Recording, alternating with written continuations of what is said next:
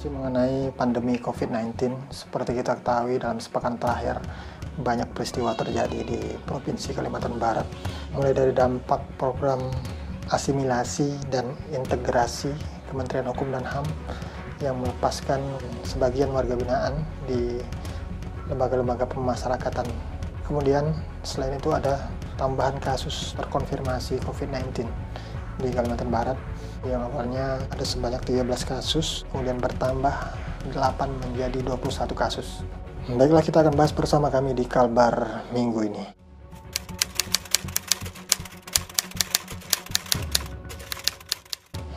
Yang pertama, Kementerian Hukum dan HAM memberikan program asimilasi dan integrasi kepada warga binaan. Khusus di Kalimantan Barat ada sebanyak 769 warga binaan yang mendapat program tersebut. Total 769 warga binaan yang ditahan di sejumlah lembaga permasyarakatan di Kalimantan Barat mendapat program asimilasi dan integrasi dari Kementerian Hukum dan HAM. Merupakan upaya dalam rangka pencegahan penyebaran virus corona atau COVID-19 di dalam lapas. Kepala Divisi Pemasyarakatan Kemenkumham Kalbar, Suprobowati, mengatakan 769 warga ini sebanyak 725 diantaranya penerima program asimilasi, sementara 44 penerima program integrasi. Ia menjelaskan warga binaan yang dikeluarkan itu tidak berstatus bebas murni sehingga masih mengikuti bimbingan dari pengawasan dari Balai Pemasyarakatan. Program ini sempat menuai pro dan kontra di masyarakat, di mana terbukti termasuk di Kalimantan Barat ada warga binaan yang baru saja lepas dari program tersebut kembali berulah dan melakukan tindak pidana kriminal. Yang pertama terjadi di Kabupaten Kuburaya, terjadi pada 14 April 2020. Direktorat Reserse Kriminal Umum Polda Kalimantan Barat mengamankan tersangka kasus pencurian dengan pemberatan atau curat di wilayah Kabupaten Kuburaya. 3 tersangka berhasil dibekuk, namun mirisnya salah satu dari tersangka tersebut merupakan narapidana yang baru saja mendapatkan pembebasan dari lembaga pemasyarakatan pada 6 April 2020 yang lalu. Penangkapan tersangka pencurian ini dilakukan oleh Unit 2 Resmob bersama dengan Polsek Sungai Raya pada 13 April 2020. Jadi pada 6 April dibebaskan, kembali ditangkap pada 13 April. Kasus ini diawali dari laporan pencurian sebuah handphone di Jalan Parit Tengkorak, Gang Perdana, Kuburaya. Tim Resmob melakukan konsolidasi bersama Polsek Sungai Raya untuk melakukan penyisiran di wilayah tempat kejadian perkara. Dari hasil penyisiran dan mengumpulkan informasi, tim Resmob mendapatkan informasi bahwa terduga pelaku berada di daerah Parit Baru, Kuburaya. Sekitar pukul 8 malam dilakukan penangkapan di depan minimarket di daerah Parit Baru. Tersangka yang berhasil diamankan berinisial GR 23 tahun, MT 22 tahun, dan ES 27 tahun, di mana GR baru saja mendapatkan asimilasi atau pembebasan dari lembaga pemasyarakatan antisipasi penyebaran wabah COVID-19. Khusus untuk pelaku GR ini, setidaknya ia sudah melakukan 4 kali aksi pencurian semenjak mendapat pembebasan.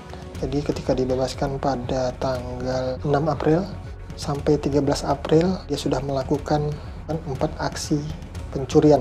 Sepertinya program dari Kemenkumham ini justru menimbulkan masalah baru di tengah masyarakat.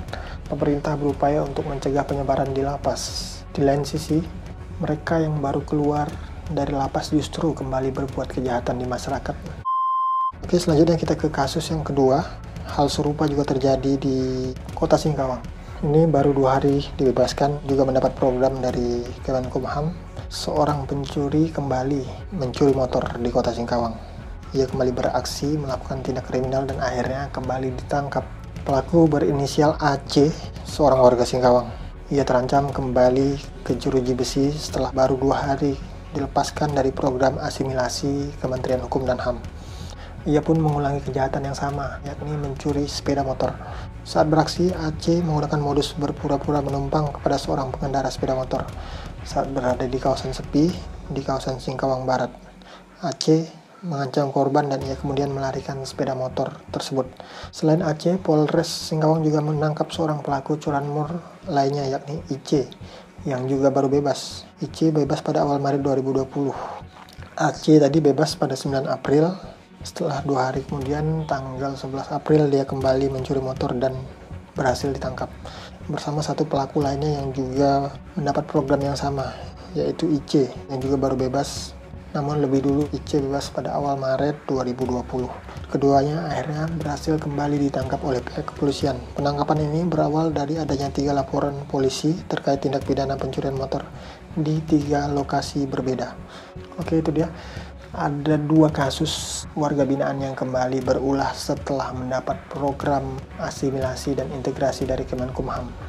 Bagaimana menurut Anda? Apakah program ini tepat untuk mencegah penyebaran COVID-19 atau justru sebaliknya program ini malah menimbulkan masalah baru di tengah masyarakat? Oke, kita akan ke topik selanjutnya, ini mengenai kasus terkonfirmasi atau kasus positif COVID-19 yang semakin bertambah di Provinsi Kalimantan Barat, di mana kita ketahui awalnya sudah ada 13 kasus terkonfirmasi, saat ini menjadi 21, bertambah 8 kasus. Di episode sebelumnya kita sudah bahas mengenai 13 kasus, dari kasus pertama sampai kasus ke-13. Kali ini kita akan bahas kasus ke-14 hingga kasus ke-21 yang diumumkan di hari yang sama, pada Rabu tanggal 15 April 2020 yang lalu. Dari data yang kami himpun, untuk kasus ke-14 merupakan laki-laki berusia 48 tahun, yakni warga kota Pontianak yang saat ini sedang dirawat di salah satu rumah sakit di kota Pontianak.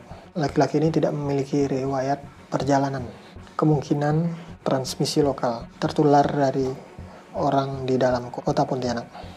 Kemudian untuk kasus ke-15 merupakan laki-laki berusia 50 tahun, warga kota Pontianak, memiliki riwayat perjalanan ke Sulawesi Selatan. Baik, selanjutnya untuk kasus ke-16 merupakan perempuan berusia 44 tahun. Warga kota Pontianak ini merupakan istri dari kasus konfirmasi ke-15. Jadi dari kasus ke-15 tadi laki-laki berusia 50 tahun yang memiliki riwayat ke Sulawesi Selatan, memiliki istri berusia 44 tahun yang juga positif COVID-19. Selanjutnya untuk kasus ke-17 merupakan laki-laki berusia 46 tahun, warga kota Pontianak yang memiliki perjalanan ke Kabupaten Sanggau. Baik, untuk kasus ke-17 ini, ia telah dinyatakan sembuh karena 2 kali hasil tes swab PCR-nya telah dinyatakan negatif COVID-19. Sementara kasus ke-18 merupakan laki-laki berusia 57 tahun. Dia adalah seorang anak buah kapal warga Jakarta yang kebetulan kapalnya beroperasi di Kalimantan Barat.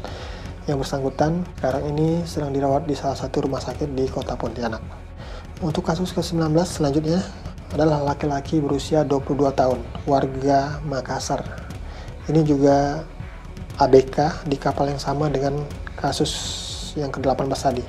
Kasus 18 dan kasus 19 sama-sama ABK di salah satu kapal yang beroperasi di Kalimantan Barat. Selanjutnya, pasien kasus ke-20 merupakan laki-laki berusia 29 tahun, warga Kabupaten Kayong Utara. Ia memiliki riwayat perjalanan ke negara India. Dan yang terakhir, kasus konfirmasi ke-21 merupakan laki-laki berusia 48 tahun. Ini warga kota Singkawang yang memiliki riwayat perjalanan ke Kabupaten Goa, Sulawesi Selatan. Oke, itulah dia tadi kasus ke-14 sampai kasus ke-21. Dari 8 kasus yang terbaru ini, 1 telah dinyatakan sembuh, yaitu kasus ke-17 tadi, dan 2 hasil lab pertamanya sudah keluar. Ini untuk kasus ke-19 merupakan laki-laki berusia 22 tahun, warga kota Makassar, dan kasus ke-15 yang merupakan laki-laki berusia 50 tahun, warga kota Pontianak. 2 pasien ini masih harus menunggu 1 kali lagi hasil tes. Jika kembali negatif, maka ia dinyatakan sembuh. Dengan demikian, keseluruhan kasus konfirmasi COVID-19 di Kalimantan Barat menjadi 21 orang, di mana 7 orang masih dirawat di rumah sakit, 5 orang diisolasi secara ketat, 6 orang telah dinyatakan sembuh, dan 3 orang meninggal dunia. Baik, itu dia informasi yang bisa saya sampaikan di kami minggu ini. Semakin hari kasus terkonfirmasi atau kasus positif kian bertambah.